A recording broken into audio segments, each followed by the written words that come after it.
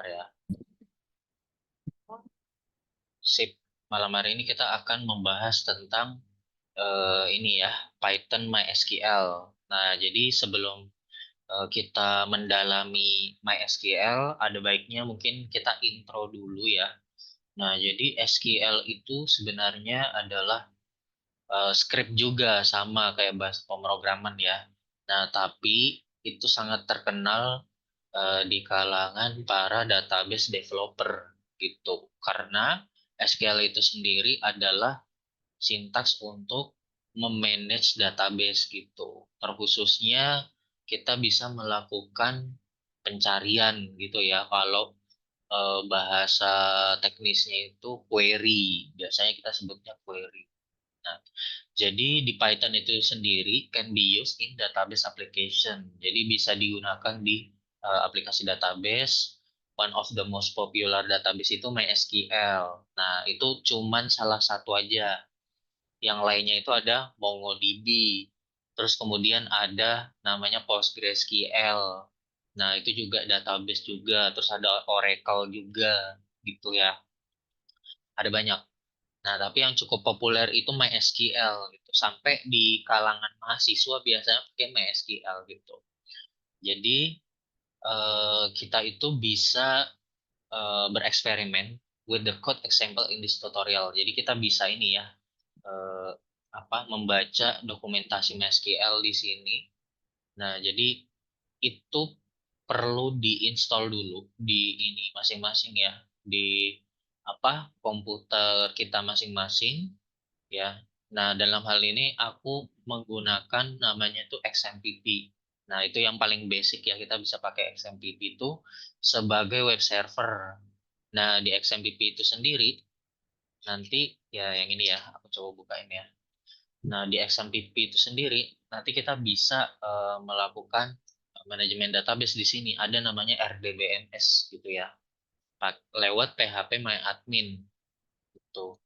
Nah, misalkan aku udah jalanin XMPP-nya ya, terus aku akses localhost PHP myadmin. Nah, jadi kita bisa melakukan pembuatan database gitu ya secara manual di sini. Terus kemudian bisa juga kita melakukan pembuatan tabel, menambahkan kolom baru, inserting, query, kita bisa lakukan di sini gitu. Nah, tapi mungkin kita akan fokus dulu ke sintak MySQL-nya ya, teman-teman, sebelum kita coba mempraktekkan lewat PHP MyAdmin ini. Gitu. Nah, jadi cara untuk menginstal MySQL driver-nya itu kita bisa install namanya ini ya, MySQL Connector Python. Kita tinggal ketik aja di ini, di terminal, atau kita bisa cari di interpreter kalau kita pakai text editor gitu. Contoh aku buka PyCharm ya. Nah, nanti di PyCharm-nya itu kita bisa make sure MySQL konektornya itu udah di install atau belum gitu. Nah, ini aku coba buatkan codingannya di sini ya. Oke. Oke, ini yang kemarin ya, sempat bikin Selenium. Oke, ini aku close dulu ya, teman-teman ya. Oke, sebentar. Ini close all tabs. Oke, aku buatkan file baru. Di sini new, Python file, MySQL. Jangan sama persis deh. Apa ya? Tutorial MySQL Python file. Nah, terus aku coba import MySQL di sini. Ya, kemudian di sini kita bisa dot connector ya, kita tambahin dot connector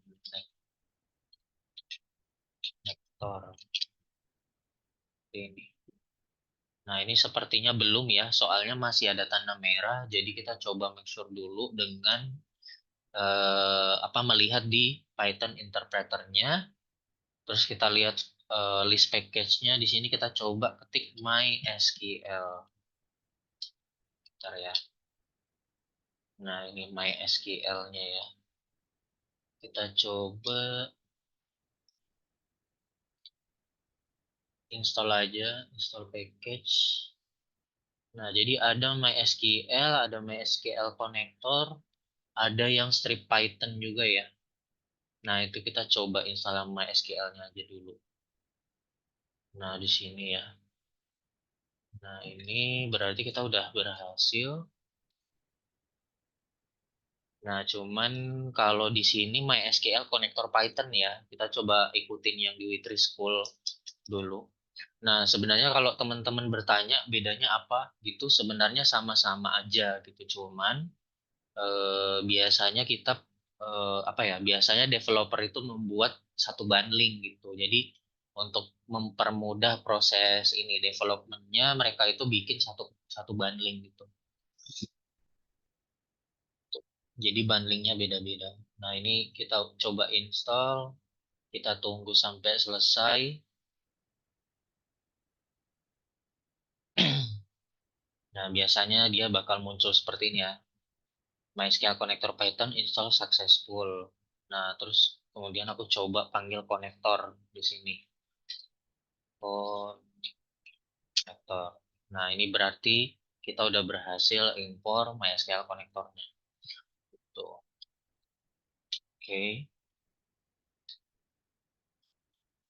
Nah, kemudian kita akan coba untuk mengkoneksikan database-nya. Ya, database yang udah kita buatin nih. Nah, ini contohnya kita eh, connect ke servernya punya Witrispool ya. Di sini kita masukin beberapa identitas, itu diantaranya ada host, user, password gitu ya. Nah, ini wajib kita isi. Kenapa? Karena untuk kita eh, tahu kita itu mau connect ke database yang mana gitu. Nah, ini aku coba run example. Nah, print my DB ini berarti kita udah berhasil membuat objeknya gitu ya. Nah, di sini aku akan coba juga bikin. Nah, kita lihat di sini sudah ada beberapa database ya yang udah kita buat. Nah, yang udah aku buat sebenarnya. Nah, ini ada database test sebenarnya. Nah, secara default kalau misal kita mau apa connect ke sini, itu kita bisa melakukan ini ya, apa input identitas dulu. Nah, di sini kalau teman-teman lihat di sini ada localhost, kemudian untuk username-nya itu root ya, root dan passwordnya itu tidak disetting gitu.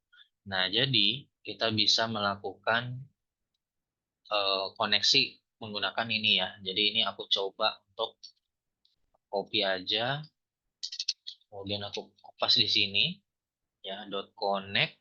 Di sini localhost udah benar, kemudian username-nya root, passwordnya ini dikosongin aja. Terus aku coba print mydb seperti ini. Coba run, sorry debug sama aja. Sebentar ya, coba run. Nah, di sini udah keluar ya hasilnya, tapi hasilnya masih dalam bentuk objeknya gitu. Nah, sekarang kita akan coba untuk ini ya, ke langkah selanjutnya yaitu membuat database. Nah, sebelum ke langkah selanjutnya, ada baiknya aku mau review sedikit untuk pelajaran SQL. Nah, jadi SQL itu sendiri ini ya terpisah ya dari Python ya. SQL itu adalah query, ya bisa kita sebutnya query. Jadi SQL itu adalah bahasa standar untuk storing, manipulating, and retrieving data in database. Jadi untuk storing itu berarti ngepost atau mengirimkan data atau menyimpan data, manipulating berarti ngedit, ya kita bisa ngubah-ngubah di situ. Retrieving berarti kita bisa ngeget ya, ngeget data itu berarti mengambil data gitu dari database. Our SQL tutorial will teach you how to use SQL in MySQL, SQL Server, Oracle, Sybase, dan sebagainya. Nah, ini untuk satu sintaks sederhana, ya yang paling basic itu ketika kita mau mengambil semua data dari table user, dari table customer, sorry, dari table customer. Jadi di sini ada keyword select, terus bintang from customer. Di mana select ini berarti kita mau memilih data apa saja yang mau kita ambil. Bintang itu berarti semua kolom, ya. From itu berarti kita initiate, kita itu mau ngambil dari sumber apa, ya. Jadi di sini pakai from. Kemudian sumbernya, nama sumbernya. Nah, nama sumbernya berarti dari tabel customer gitu. Gitu secara pemahamannya ya. Nah, gini. Nah, ini berarti apa ya? Kita bisa pelajarin salah satunya itu ada select statement ya. Jadi ada select, keyword select.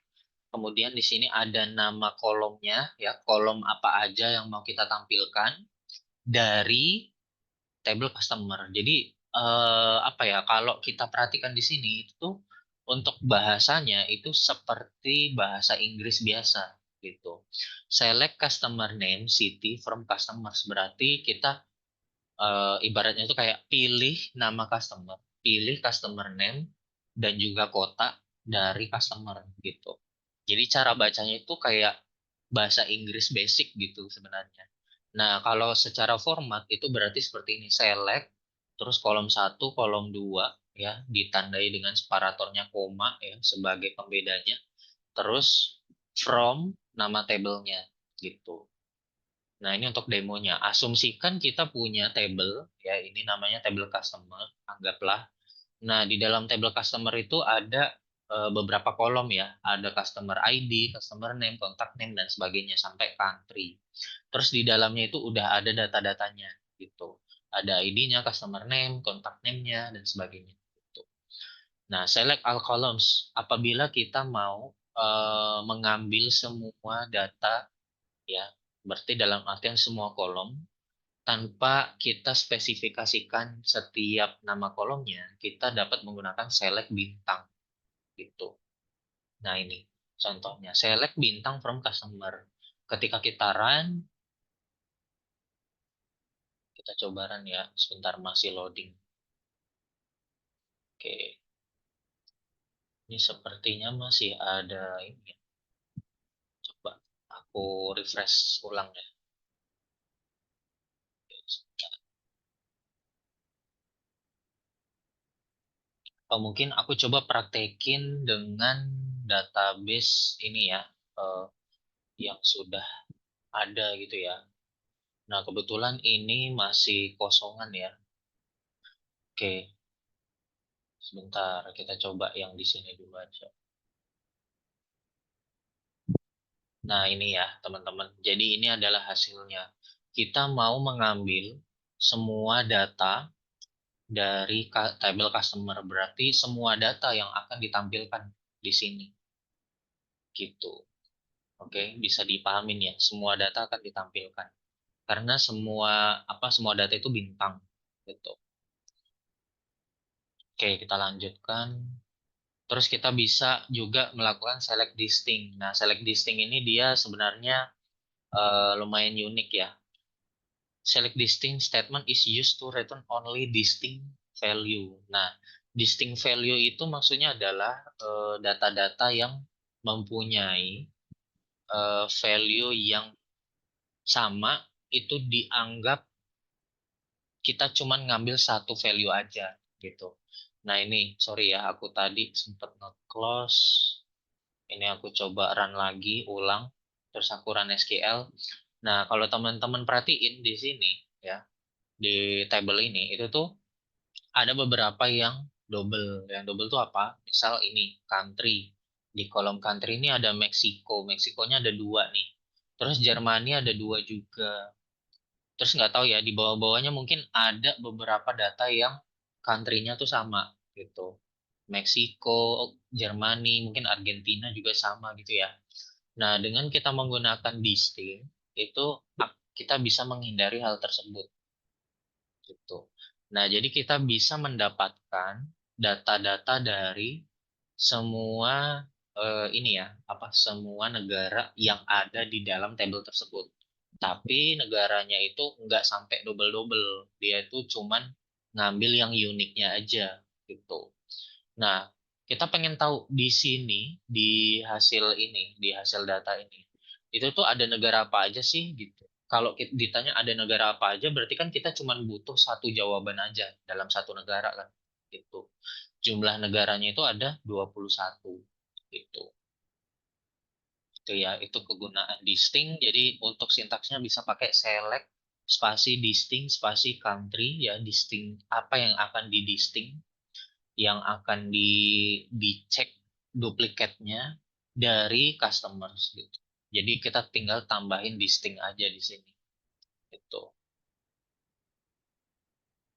Nah, kalau tanpa distinct dia akan menampilkan data yang double-double. Di sini Meksikonya 2 kali, terus Jermaninya juga 2 kali, ya tergantung banyaknya gitu. Dia selaras dengan jumlahnya baris yang ada di dalam tabel tersebut gitu. Jumlah barisnya itu ditampilin semua. Oke, kita langsung ke where ya. Nah, terus ada namanya where clause. Nah, where clause itu adalah clause yang digunakan untuk memfilter hasilnya atau records-nya gitu. Kita bisa melakukan filter. It's used to extract only those records that fulfill a specific condition. Ya, dia hanya akan mengekstraksi ya, menampilkan hanya baris yang memenuhi kondisinya. Jadi ini contoh, select all ya, select semua data from customers ya. Pilih semua data dari tabel customer yang di mana country-nya itu sama dengan Meksiko. Berarti hasilnya dia akan menampilkan semua data, semua baris data yang country-nya itu Meksiko. Yang selain Meksiko berarti tidak akan ditampilkan gitu karena di sini ada where-nya gitu. Jadi ini kayak dia akan memfilter gitu. Itu bisa dipahamin ya, teman-teman. Nah, itu sesimpel itu. Nah, terus kita bisa pakai numerik juga. Misalkan kita mau select data yang customer ID-nya satu, berarti nanti hasilnya cuman yang customer ID-nya satu aja yang muncul. Tuh, jadi kita bisa memanfaatkan kolom-kolomnya itu untuk where condition ini. Oke. Terus kita bisa pakai operator juga, misalkan ini ya, di datanya ini, di data ini, itu tuh ada dalam bentuk angka. Yang dalam bentuk angka tuh berarti ini ya, customer ID ya contoh. Nah, select semua data dari table customer yang di mana customer ID-nya itu lebih besar dari 80. Berarti yang lebih besar dari 80 itu akan ditampilkan semua di sini. Tuh. 81 sampai 91. Seperti itu, guys. Jadi cukup mudah ya. Nah, operator yang lain juga kita bisa pakai, ada sama dengan, lebih besar, kurang dari, di antara. Kalau misalkan kita mau query tanggal gitu ya, aku pengen tahu data customer dari tanggal sekian sampai tanggal sekian gitu. Berarti kan kita bisa pakai between ya, di antara tanggal tersebut. Terus ada like itu berarti dia udah bermain dengan pola gitu. Misalkan eh, aku mau mendapatkan semua data customer yang customernya itu ada huruf A-nya gitu. Atau ada huruf SA-nya gitu. Misalkan. Nah, ini untuk multiple possible values ya untuk kalau gitu. Nah, kemudian ada order by. Order by itu used to sort the result set in ascending or descending order. Jadi misalkan ini ya, kita punya tabel produk. Nah, tabel produk ya ini. Nah, di tabel produk ini itu kita mau sortir. Itu sortirnya itu kan biasanya ini ya. Kalau huruf itu kan mulai dari A to Z gitu, A B C D E gitu. Urut kan ya. Nah, order by itu digunakan untuk mengurutkan itu juga. Nah, ada dua kriteria. Nah, ada yang ascending sama descending. Kalau ascending itu berarti urut dari mulai dari terkecil sampai terbesar. Kalau descending berarti dari terbesar ke terkecil. Nah, defaultnya di sini kalau nggak ada ascending descendingnya berarti mulai dari terkecil ke terbesar dulu gitu. Makanya di sini kalau teman-teman perhatikan dia price-nya itu mulai dari terkecil dulu sampai terbesar. 2,5, 4,5, 6, 7, ya sampai 263,5 gitu harganya. Itu ya. Jadi urut gitu. Order buy itu untuk itu. Oke. Nah, ini ya, kita bisa tambahkan ini keywords scanning, descanning. Itu. Scanning itu untuk urutannya biar terbesar ke terkecil gitu. Nah, ini jadi mulai dari yang paling tinggi dulu harganya gitu yang diurutin. Oke, kita lanjut lagi. Nah, ini juga kita bisa lakukan ya. Jadi mau dua-duanya ada dua kolom yang akan kita apa sortir. Nah, yang pertama itu order by country dulu ya. Tapi ininya ascending gitu, urutannya ascending. Terus yang kedua customer name-nya tapi urutannya descending gitu. Ya udah, nanti dia akan mengurutkan sebentar ini agak error uh, with response. Oke, mungkin harus di refresh dulu ya. Mohon ditunggu ya teman-teman. Ini masih apa ya loading. Sepertinya servernya di apa with response-nya agak berat. Jadi agak ini ya, agak pending untuk dapetin datanya. Oke. Jadi mungkin kita coba praktekin aja langsung kali ya di lokalnya kita. Nah, oke baiklah, kita akan coba. Jadi aku akan coba untuk buat database-nya dulu ya. Nah, bikin database-nya itu pun kita bisa menggunakan SQL ya. Nah, jadi kalau mau bikin manual, itu kita bisa pakai ini, langsung GUI-nya. Kita create apa, klik new, terus kita masukkan nama database-nya di sini. Nah, ini adalah cara manual. Kalau mau yang cara pakai query itu, di sini kita bisa pakai namanya create ya. Pakai create, keyword create, database, terus nama database-nya apa gitu. Misalkan nama database-nya itu ini ya 5DFC gitu, bisa nggak ya? Nah, seperti ini. Kita bikin database namanya ini, terus kita tinggal klik go. Nah, nanti dia akan muncul database 5DFC di sini ya, teman-teman. Ini sudah berhasil aku buat gitu. Nah, kemudian sambil apa step by step kita pelajarin SQL ya. Ada caranya untuk kita membuat kolom ya. Nah, cara bikin kolom itu tapi pertama-tama kita bikin table dulu ya. Nah, bikin table itu caranya seperti ini ya sintaksnya. Create table, terus nama tablenya dalam kurung, nama kolomnya, terus tipe datanya apa gitu.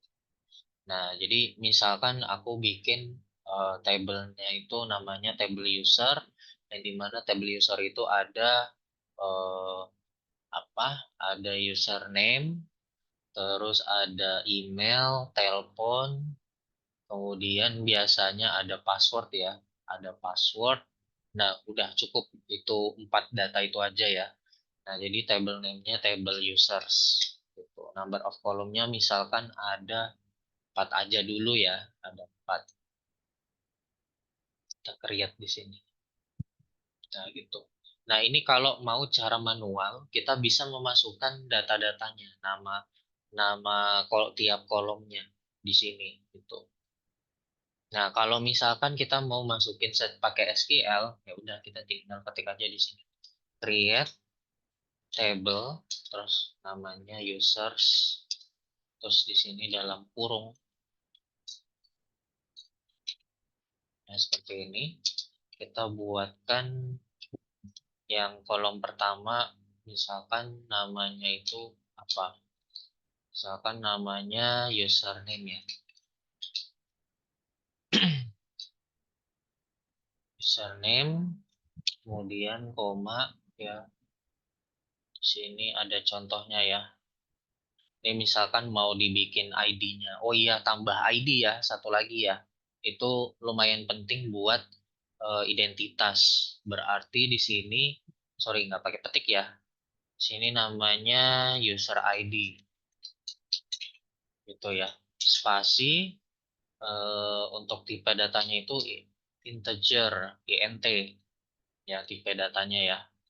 Nah, kemudian di sini ada last name. Ya, ini berarti nama nama panjang ya, nama akhir. Kemudian di sini ada first name, address, city. Nah, tapi kita coba buatkan untuk yang ini dulu, yang tadi udah kita bicarakan dulu ya. Jadi user ID di sini aku pakai Pascal Case aja ya. Jadi urutannya dari yang kecil, terus nanti kalau ada apa kalimat atau kata lagi dia huruf besar diawali. User ID, kemudian di sini ada username. Nah, username-nya itu tipe datanya varchar ya.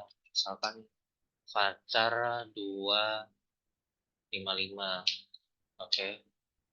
Nah, kemudian ada tadi apa password ya. Password. Passwordnya itu misalkan varchar juga. Terus ada email. Email itu varchar juga. Sama yang terakhir itu ada phone number ya. Phone number gini aja. Nah, phone number.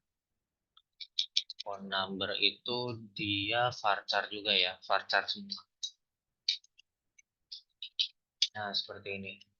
Kita coba buatkan table dengan propertinya seperti ini ya.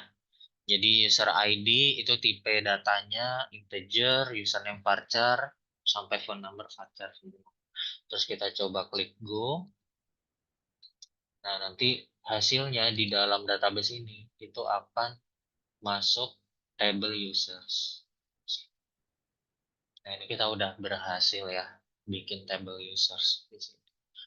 Nah, kemudian kita coba untuk insert datanya gitu, insert salah satu data ke dalam tabel user ini. Nah, bagaimana cara kita insert? Ya, jadi di sini itu ada namanya sintaksnya itu insert into statement. Nah, insert into itu untuk melakukan apa ya, penambahan data ke menambahkan baris gitu ibaratnya ke dalam table. Nah, di sini sintaksnya itu insert into, terus nama tabelnya, kemudian nama kolomnya, values, value 1, 2, 3 dan seterusnya. Gitu. Nah, ini kita coba praktekkan ya. Ini aku kopas aja ya, biar cepat. Terus kita coba masukin ke sini.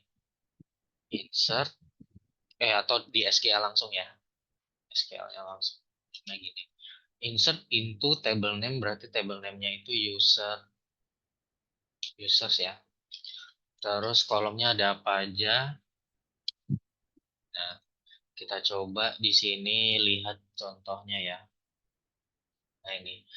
Dia langsung bisa masukin langsung customer name ya. Customer name, contact name, address, city, postal code, country. Nah, tapi di sini kalau kita perhatiin, di sini kan harusnya ada customer ID. Tapi customer ID-nya itu nggak dimasukin di sini. Nah, kenapa? Karena dia udah di set, dia itu adalah primary key-nya. Kemudian udah di setting juga dari database-nya kalau dia itu udah auto increment gitu. Nah, sedangkan tadi kita belum melakukan auto increment ya. Jadi kalau kita lihat di strukturnya, ini aku coba lihat strukturnya dulu. Nah, di sini kita belum setting dia supaya bisa auto increment gitu. Nah, maka dari itu kita akan coba masukin datanya dengan memasukkan user ID-nya juga secara langsung di insertnya gitu. Tapi sebenarnya best practice-nya adalah user ID itu udah otomatis bertambah seiring kita memasukkan data baru. Seharusnya seperti itu. Tapi di prakteknya yang sekarang kita cukup cara nge-query-nya dulu ya. Jadi di sini aku akan coba untuk masukin user ID. Kemudian yang kedua itu ada username. Terus ada apa lagi tadi? Kita coba buka di tab baru aja sambil lihat username, password, email, phone number ya. Username, terus ada password, terus ada email, ada phone number seperti ini. Nah, ini kita hapus saja. Nah, kita akan coba buat insert satu value ke situ. Berarti yang pertama ID-nya satu, username-nya misalkan Andi, terus passwordnya misalkan ini contoh aja ya teman-teman ya. Sudah misalkan 12345. Kemudian di sini emailnya andi@gmail.com. Terus di sini nomor teleponnya 0812345789 contoh. Nah, ini aku coba copy ya buat jaga-jaga nanti sekiranya sintaksnya itu masih belum berhasil. Nah, kemudian kita coba run. Kita klik go. Nah, di sini table 5DFC table name doesn't exist. 5DFC. Oh, table name-nya ini kita belum ganti ya jadi users. Nah, seperti ini. Kita coba terus kita klik go. Nah, datanya nanti akan berhasil kita insert di table user. Nah, kalau kita lihat di sini datanya udah berhasil masuk ya di baris pertama di sini ya, teman-teman. Oke, kita akan coba untuk melakukan query ya. Query contohnya dengan cara seperti ini. Select bintang from user. Ya, di sini nggak usah pakai where dulu. Coba seperti ini, kita klik go, nanti dia akan nampilin semua datanya. Itu data usernya. Nah, kebetulan datanya cuma satu baris aja. Nah, kita akan coba untuk insert datanya itu, misalkan kita nambahin ada 3 baris, jadi kita nambah 2 lagi ya. Nah, di sini kita tambahin dengan ID-nya 2. Di sini Budi. Nah, ini biarin sama aja ya. Terus nomor teleponnya mungkin kita ubah ya. Misalkan di sini 8881 gitu ya. Contoh. Nah, kita mau langsung insert lagi. Nah, bisa dengan seperti ini sebenarnya. Insert into-nya 2 kali. Nah, tapi sebenarnya kita tuh bisa melakukan sampai berturut-turut. Itu nanti ada caranya ya. Nanti kita akan coba. Tapi ini aku coba bikin insertnya 2 kali. Misalkan jika ini jika gmail.com, kemudian di sini 2. Nah, ini kita coba, kita klik go. Nah, dia akan menjalankan query 2 kali di sini ya. Oke, kirim ulang presensinya Kak. Oh iya, sebentar ya. Oke, jangan lupa presensi ya teman-teman. Oke, ini aku kirim. Nah, udah aku kirim ulang ya. Teman bisa presensi lagi. Kemudian kita coba klik browse. Di sini udah ada 3 data ya, 3 baris, 3 baris yang siap untuk kita ini kelola gitu. Nah, kemudian kita coba untuk select semuanya lagi. Kita klik go. Nah, seperti ini ya. Kita klik go. Dia akan nampilin semua data. Terus misalkan aku mau nampilin data yang username-nya itu Cika. Berarti where username sama dengan Cika seperti ini. Coba klik go. Nah, nanti yang muncul cuma jika aja gitu. Sedangkan yang lain nggak muncul gitu. Kita bisa melakukan query seperti itu. Itu ya, teman-teman. Oke, kita lanjut. Itu untuk cara untuk nge-insert datanya di situ. Nah, sekarang kita akan coba untuk melakukan apa lagi ya? Eh, Oke, di sini order by tadi udah ya. Untuk order. Nah, kemudian di sini ada operator juga. Nah, tapi ini kita sebutnya itu ini ya logical operator gitu, AND operator. Nah, AND ini fungsinya itu untuk apa ya? eh, Memberikan kondisi tambahan gitu. Kondisi tambahan itu seperti apa? Contoh, misalkan kita mau mendapatkan data dari table tapi dengan dua kondisi gitu.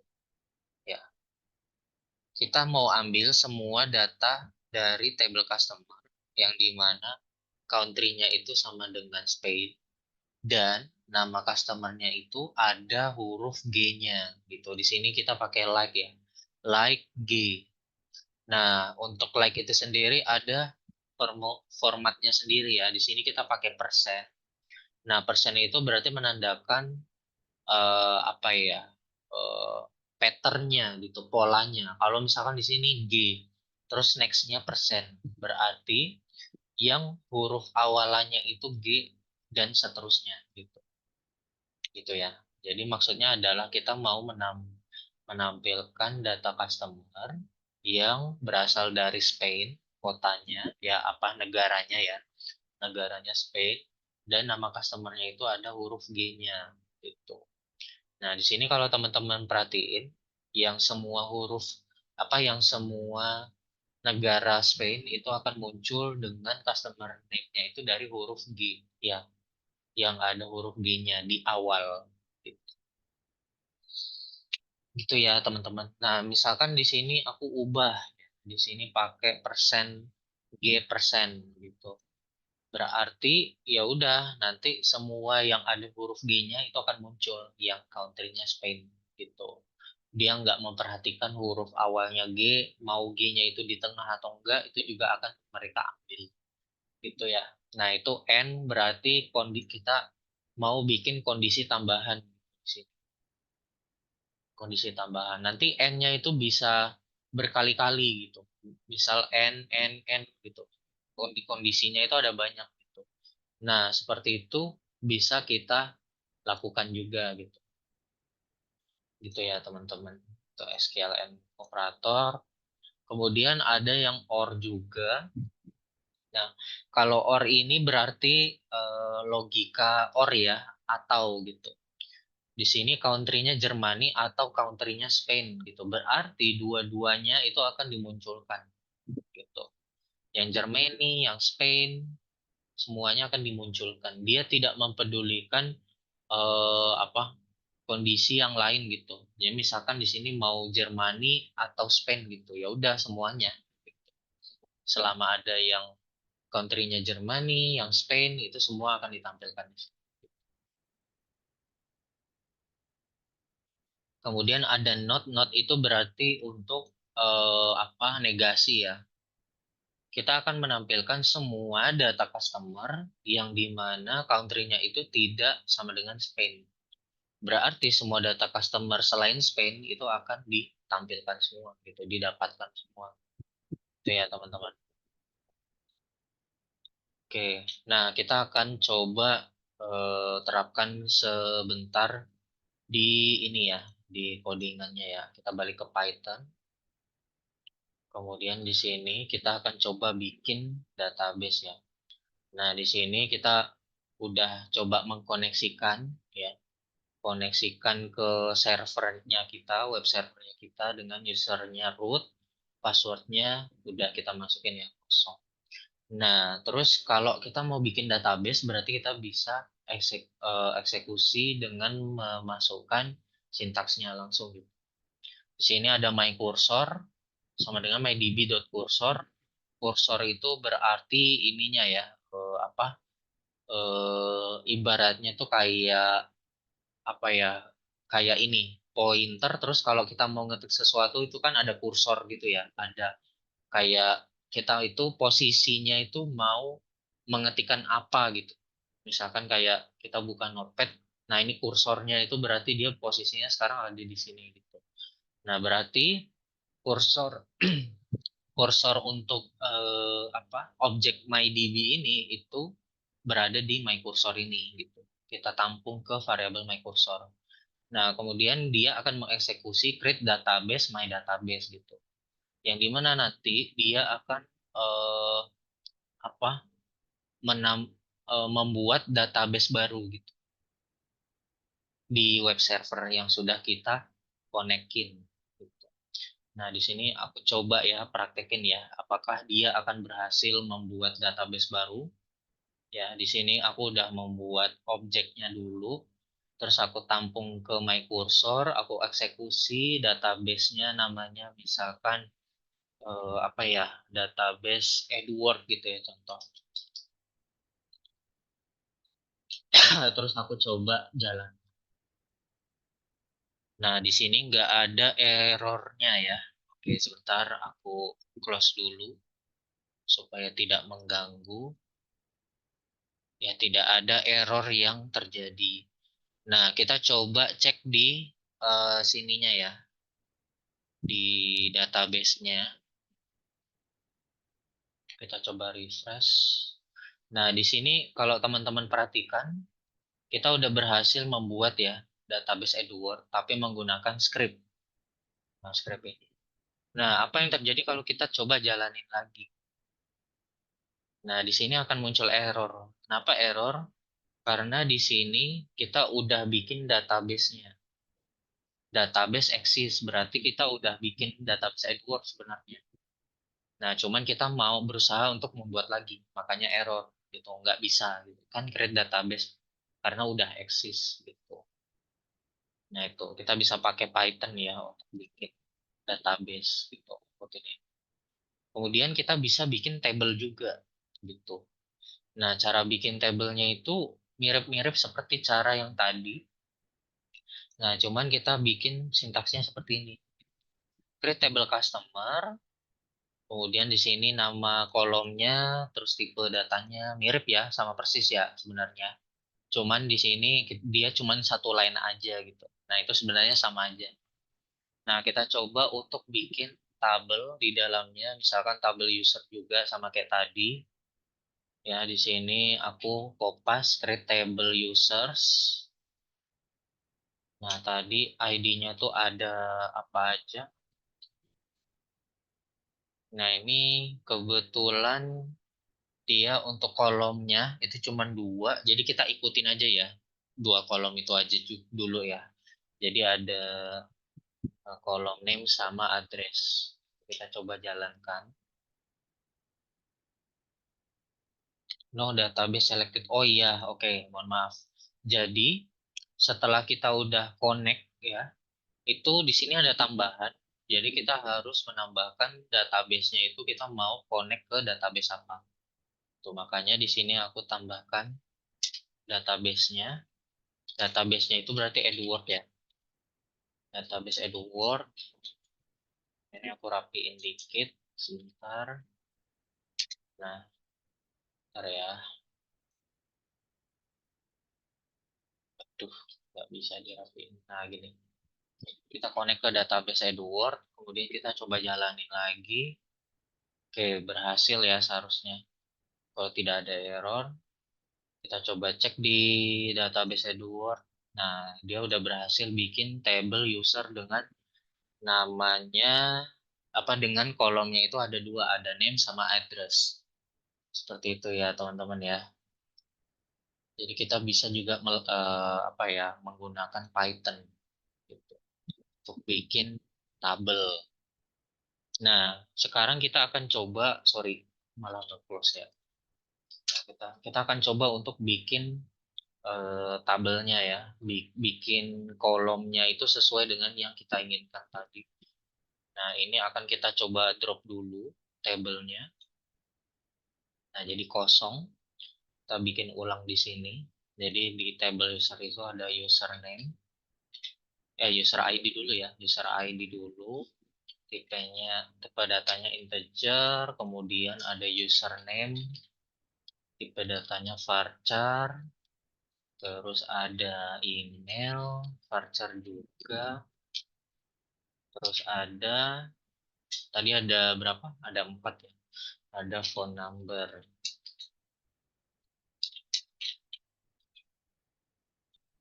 Seperti ini, tipe datanya varchar juga. 255 gitu. Kita coba eksekusi. Oke, berhasil. Nah, kita udah berhasil bikin ya, ada 4 ini. Kita coba lagi, kemudian kita bisa insert datanya ke dalam seperti ini. Ya, jadi kita coba insert datanya aja. Langsung ya, sorry ya guys, ini aku kopas. Oke, ini kursornya. Nah, insert untuk users. Ya, users itu ada apa? User ID. Kemudian di sini ada username, ada email. Oh, passwordnya kelupaan ya tadi ya? Gak apa-apa ya, nggak usah pakai password ya. Ini coba cuman contoh aja. Terus user ID-nya itu misal 1, username-nya kita coba ya. Nah, ini dia pakai ini ya, pakai namanya apa ya? Yang buat ini apa? Replacement gitu. Jadi ada persen %s di sini, terus ada persen %s. Nah, di sini itu dia akan mengikuti berdasarkan value yang akan dimasukin. Gitu. Di sini kita ada file, kemudian sama dengan isi datanya apa gitu. Nah, misalkan di sini yang pertama kali itu John. Nah, berarti persen %s yang pertama itu berarti John. Terus highway itu berarti persen %s yang kedua gitu. Sesuai dengan urutan ini. Berarti kita bisa coba masukin di sini persen %s ya sebanyak 4 kali aja.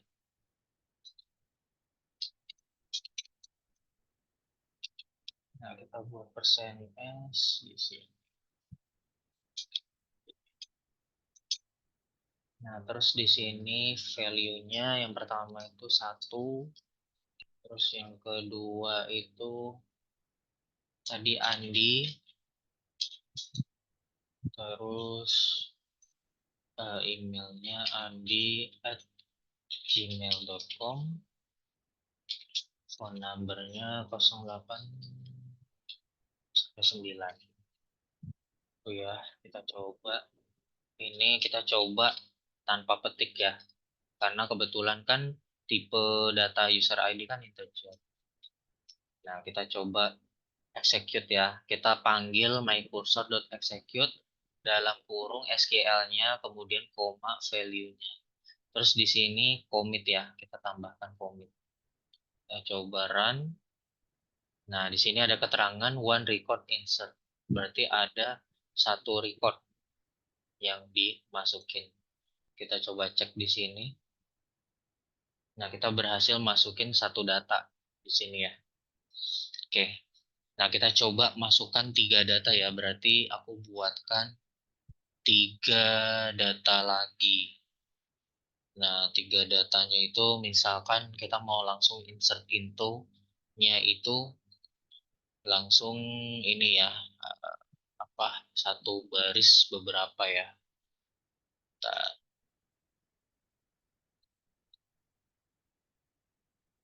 Nah, ini kalau misal mau satu baris beberapa, jadi kita bisa pakai array seperti ini. Ya, jadi di dalam array-nya itu nanti ada beberapa data di sini. Yang dimana nanti kita bisa panggil execute many. Nah, execute many ini fungsinya untuk apa ya, mengeksekusi banyak data ya. Jadi di looping, aslinya tuh di looping value-nya gitu, di execute many. Nah, kita akan coba pakai execute many ya. Di sini berarti sama dengan ya, filenya sama dengan di dalam list ya, filenya di dalam list seperti ini. Nah, yang kedua ya, berarti kedua itu berarti Budi,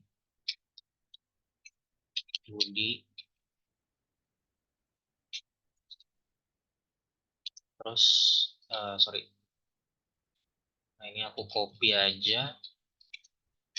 Yang ketiga itu tadi ini Cika ya tadi ya. Cika. Nah, seperti ini. ID-nya 3. Terus di sini aku ganti jadi execute menu. Terus aku coba rapiin dikit. Oke, seperti ini. Kita coba untuk eksekusi.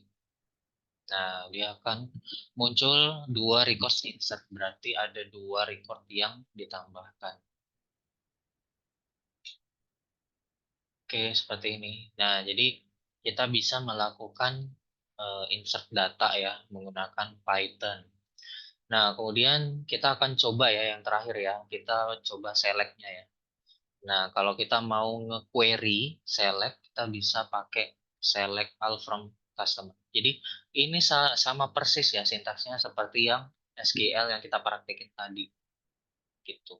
Kemudian di sini kita bisa dapetin resultnya itu tinggal pakai .fetch all itu buat nge-fetch semua data yang sudah kita query. Kemudian di sini kita bisa looping. Jadi kita pasti tahu ya outputnya itu jadi list bentuknya. Ini aku coba copy aja. Terus aku coba di sini. Ya, execute select all from users. Terus aku fetch all.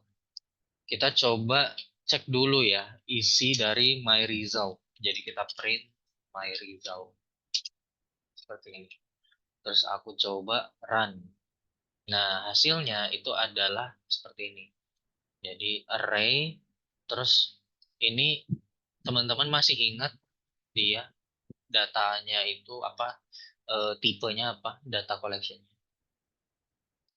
Ini adalah tuple ya, kalau teman-teman ingat ya, di Python itu ada namanya tuple. Nah, seperti ini ya, tuples. Nah, ini. Nah, itu sama persis seperti tuple ya, kalau teman-teman lihat ini. Tuple, kemudian di dalam apa, di dalam tuple itu data-datanya. Nah, di luarnya itu adalah array gitu. Nah, di dalam list ya, list atau array ya sebutannya. Di dalam list itu ada 3 buah tuple yang dimana setiap tuple itu ada datanya. Tuh, teman-teman. Bisa dipahamin ya. Oke, kita lanjutkan. Nah, nanti dari tuple ini kita bisa looping per masing-masing datanya. Tuh, kita looping. Contohnya. Kita pakai for ya. For x in my result, terus aku print masing-masing tuple-nya. Aku run. Nah, jadi dia akan ngelooping masing-masing data. Gitu, teman-teman ya. Nah, misal kita mau pakai filter ya udah kita bisa tambahin where di sini. Where username sama dengan misalkan di sini aku tambahin ya jika. Untuk kita coba.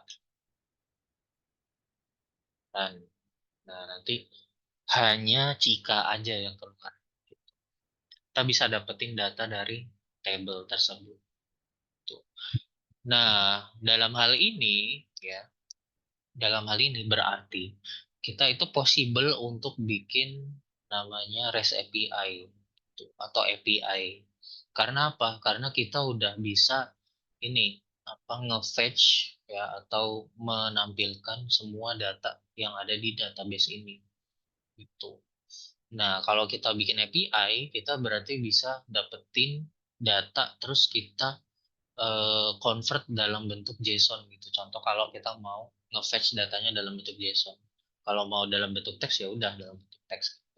Kita bisa manggil data dari database itu, terus kita tampilkan ke halaman website gitu. Kita bisa loh bikin API menggunakan Python ini. Nah, tapi mungkin tidak sesimpel ini ya untuk sintaksnya. Mungkin kita bisa pakai beberapa modul gitu yang bawaan dari Python-nya. Tuh ya contohnya Flash ya salah satu modulnya juga dari Python itu. Nah, ini untuk apa? Bikin API juga ya. Nah, jadi nanti teman-teman bisa baca. Mungkin di sesi terpisah kita akan coba membahas tentang Flash ini. Ya, ini untuk contohnya ya. Kalau kita mau bikin API, nah, jadi from Flash import Flash, kita masukkan ke variabel. Nah, ini kalau misal kita mau nge-return tag HTML, itu kita bisa pakai Flash. Itu teman-teman. Oke, udah jam 9 lewat 11 ya teman-teman. Oke, mungkin segitu aja untuk malam hari ini pembahasan tentang apa MySQL ya. Jadi kita belajar tentang SQL ya, pengenalan SQL, kemudian bagaimana cara buat konek-konekinya. Nah, untuk apa menu-menu yang lain ya di sini, kurikulum yang lain itu sebenarnya mengikuti dari SQL-nya gitu. Nah, ini pengaplikasian kalau kita pakai where ya udah aku coba terapin. Terus nah ini kalau misal mau pakai like ya sini ada persen. Nah, jadi sama persis seperti yang aku jelasin sebelumnya. Terus order by itu berarti mau ascending atau descending. Terus kita bisa melakukan delete juga sebenarnya. Nah, delete ini berarti kita mau delete record yang ada di dalam database-nya gitu, dalam tabelnya. Misal di sini Cika, kita mau hapus ya. Nah, berarti kita bisa pakai delete ini, seperti ini. Kita tinggal copy aja ya, ini contohnya. Kita ganti sintaksnya di sini.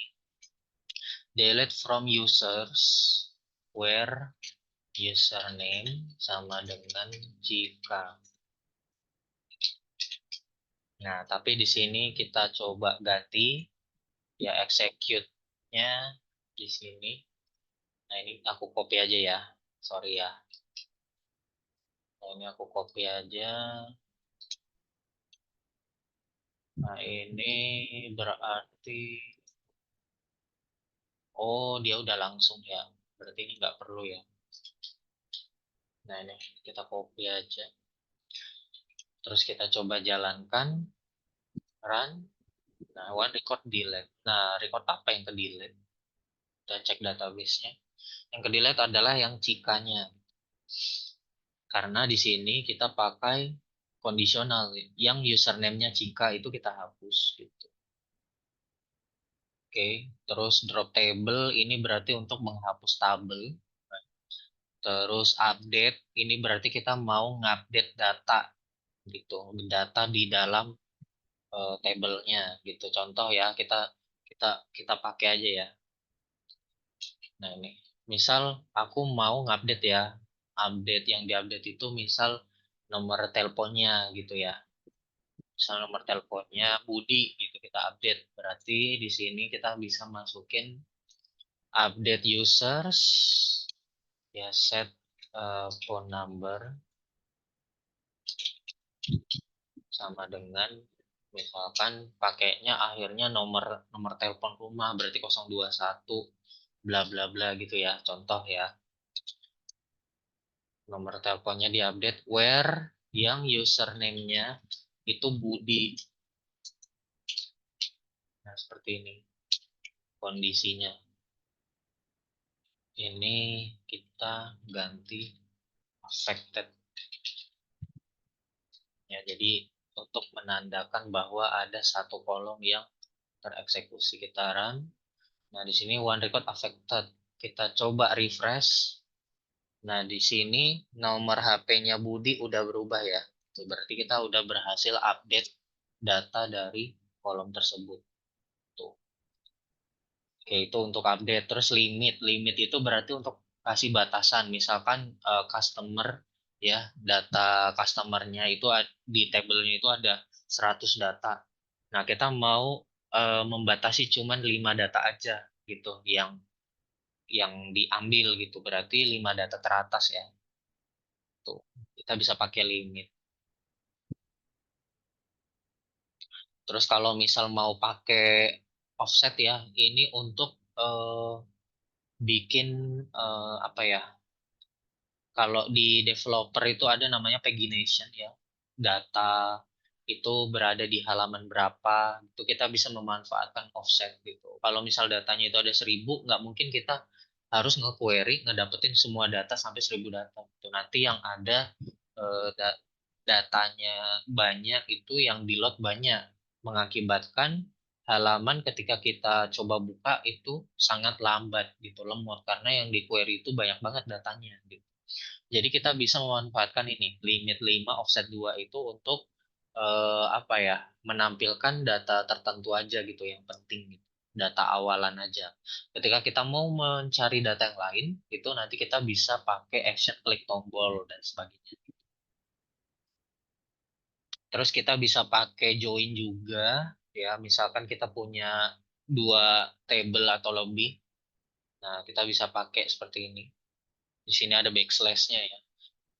Nah, ini backslash ini fungsinya buat supaya dia bisa diketikkan di bawah gitu. Nah, seperti ini. Misal kita mau menggabungkan antara 2 tabel ya, antara user sama produk gitu.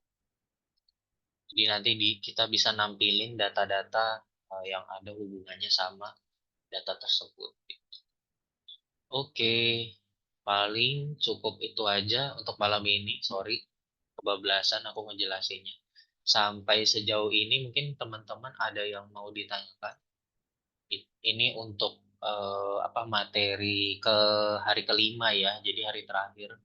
Ya, insya Allah di minggu berikutnya kita akan coba inovasi lagi untuk membahas materi yang lebih lanjut lagi. Mungkin MongoDB, mungkin atau mungkin data distribusi lagi yang di sini kita belum sempat ngejelasin ya soalnya cukup banyak. Matplotlib juga ya. Matplotlib, SciPy, Django juga belum sempat kita bahas ya mendalam. Jadi mungkin di sesi berikutnya. Mohon maaf ya teman-teman karena saking banyaknya modul sama yang perlu kita pelajari jadi kita nggak sempat buat pelajarin semua dan juga berhubung waktunya terbatas. Oke, sampai sini ada yang mau ditanyakan mungkin dari teman-teman sekalian? Dari Fajar, Habibah, Irwan, Jessica, Misbah, Nadia, Naya, Nelly, Salsabila, Stefani. Thank you banget udah temenin aku malam hari ini. Ada yang mau ditanyakan dulu? Mungkin teman-teman ada yang mau request minggu depan kita mau membahas apa gitu? Bagusnya mungkin dari siapa? Irwan mungkin atau siapapun ada request. Kalau nggak ada request berarti ngikut dari aku ya keputusanku ya Bas. PHP. Oh, mau bahas PHP ya. Tapi sayangnya aku lagi ngajar di ini, ngajar di kelas data analis apa siapa Misbah gitu. Lagi di data analis. Kalau data analis aku lebih ke Python pembahasannya. Mau boleh-boleh aja sih kalau bahas PHP, cuman PHP itu lebih ke ini kelas full stack full stack developer Laravel di Laravel kalau mau belajar PHP Misbah. Nah, tapi bukan berarti aku ini ya menghimbau buat ke kelas itu gitu enggak gitu. Kalau misal mau bahas PHP gitu tapi bareng aku mungkin bisa-bisa aja gitu. Nanti ada sesi khusus ya. Setelah 1 jam mungkin kita bahas PHP gitu.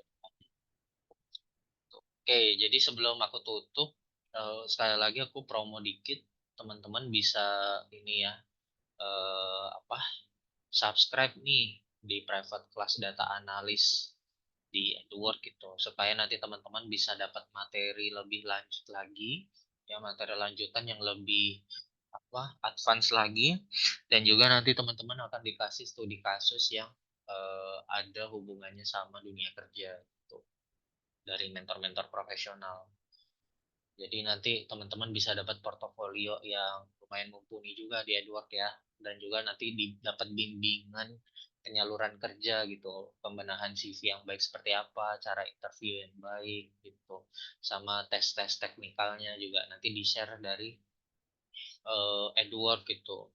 Nah, perkara hasilnya nanti ikut dari seberapa ikhtiar teman-teman untuk ikutin sesi belajarnya gitu.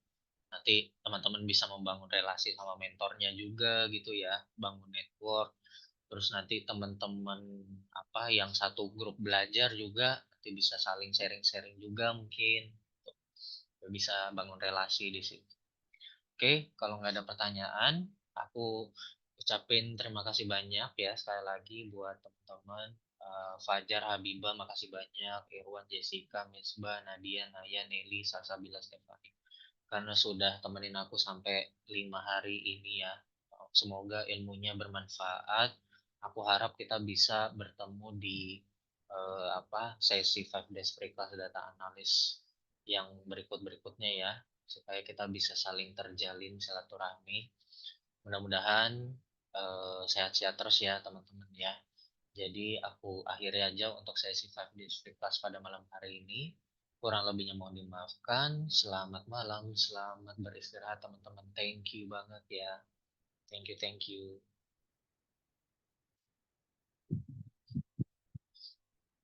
Oke, thank you Jessica, Salsabila, Stefani, Nelly. Makasih banyak ya udah temenin aku ya. Thank you.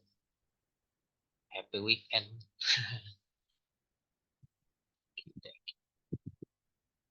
Thank you, Habibah.